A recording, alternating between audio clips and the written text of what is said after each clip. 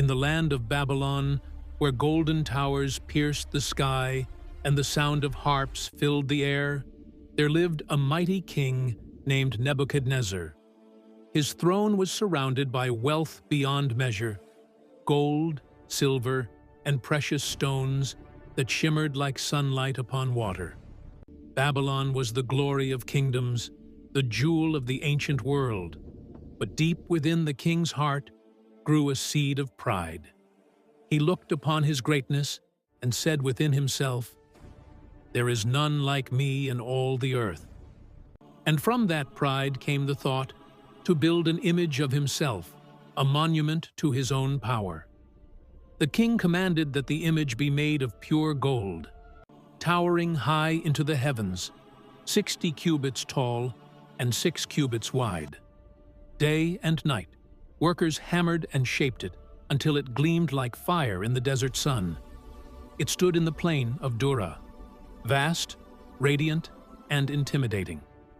Then the king sent messengers throughout his empire, summoning all rulers, captains, governors, judges, and people of every nation to gather at the dedication of the image he had set up. And there, before the shining idol, a herald cried with a loud voice, "To you it is commanded, O people, nations, and languages, that at the time ye hear the sound of the cornet, flute, harp, sackbut, psaltery, dulcimer, and all kinds of music, ye fall down and worship the golden image that King Nebuchadnezzar hath set up. And whoso falleth not down and worshippeth shall the same hour be cast into the midst of a burning fiery furnace." Daniel 3:4-6. The people trembled. The sound of music echoed across the plain. One by one they fell to their knees before the golden statue, fearful of the king's wrath. But among the thousands, there were 3 who did not bow, 3 Hebrew men, Shadrach, Meshach, and Abednego. They were captives from Judah, yet favored by the king for their wisdom and strength. Still, their hearts belonged not to Babylon but to the God of heaven. When others bowed, they stood. When others worshipped, they remembered the words of the Lord.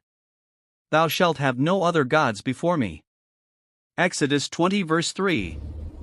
Their courage did not go unnoticed. Some Chaldeans, jealous of their favor, ran to the king and accused them, saying, "O king, live forever.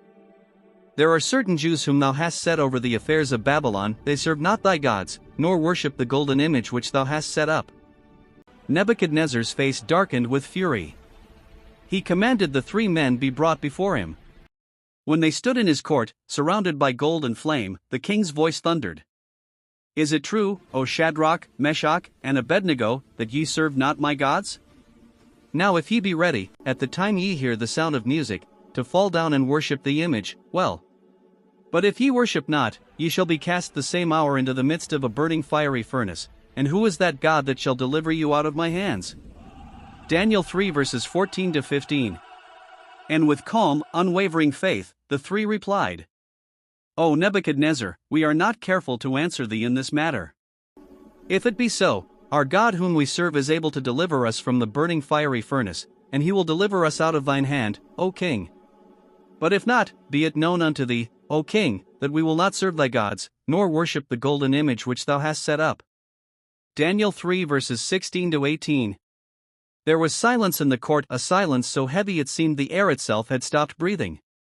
Then, with rage burning in his eyes, the king cried out, "Heat the furnace 7 times hotter than it is wont to be heated." The soldiers obeyed. Flames roared, sparks flew, and heat shimmered like the breath of dragons. The very stones glowed red. The 3 men were bound hands, feet, and garments and thrown into the raging fire. The furnace was so hot that even the mighty men who carried them were slain by the blast. And yet, as the fire swallowed them, heaven watched. Moments later, the king peered into the furnace and trembled. His eyes widened in awe. "Did not we cast 3 men bound into the midst of the fire?" he asked his counselors. They answered, "True, O king." And the king said, "Lo, I see 4 men loose, walking in the midst of the fire, and they have no hurt, and the form of the 4th is like the Son of God." Daniel 3 verse 25. Ah, the presence of God in the fire! The Lord Himself had stepped down into their suffering. The flames that were meant to destroy became a stage for divine glory. The ropes that bound them burned away, yet their clothes and their hair were untouched. They walked in peace, not in fear. The fire could not destroy what was protected by faith. Nebuchadnezzar drew near the furnace and cried out, "Shadrach, Meshach, and Abednego, ye servants of the Most High God, come forth." And they came out. Every prince, governor, and ruler gathered around them. They examined their garments, not a hair was singed, not even the smell of smoke was on them. Then the proud king of Babylon bowed his head and said, "Blessed be the God of Shadrach, Meshach, and Abednego, who hath sent his angel and delivered his servants that trusted in him. He made a new decree that none should speak against the God of Israel. And he promoted the 3 men in Babylon." Now listen closely, my friend. There is a fire that destroys, and there is a fire that refines. The same flame that burns the ropes of bondage will not touch the soul that trusts in God. Faith does not always remove the fire, but it guarantees the presence of God in the fire. Sometimes God delivers us from the furnace. Sometimes He delivers us through it. But He never leaves us in it alone. The 3 Hebrew boys did not worship because they expected rescue, they worshipped because they knew who their God was, the Eternal One, faithful and true. When thou walkest through the fire, thou shalt not be burned, neither shall the flame kindle upon thee. Isaiah 43 verse 2. And even today, many stand before their own fiery furnaces, trials, sickness, poverty, betrayal, fear, and wonder if God still walks with His people.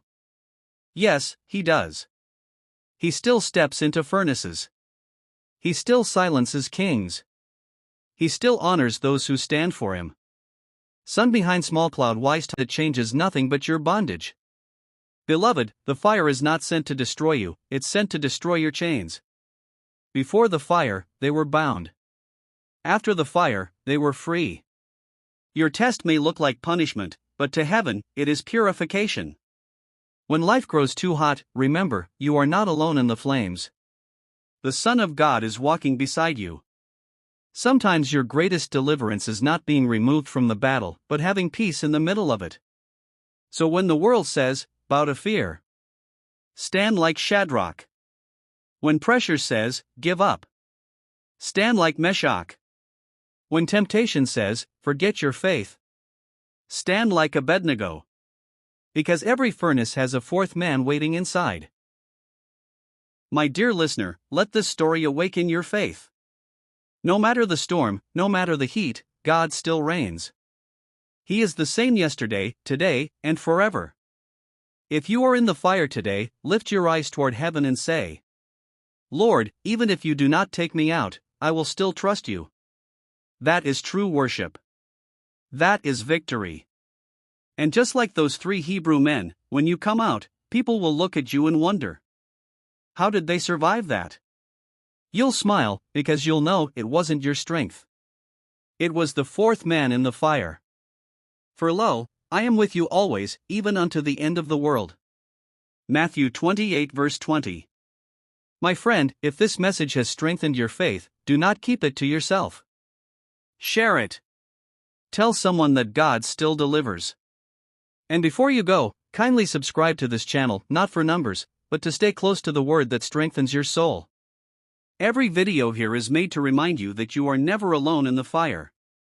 Stay blessed, keep standing firm, and remember, fire the battle belongs to the Lord. Fire.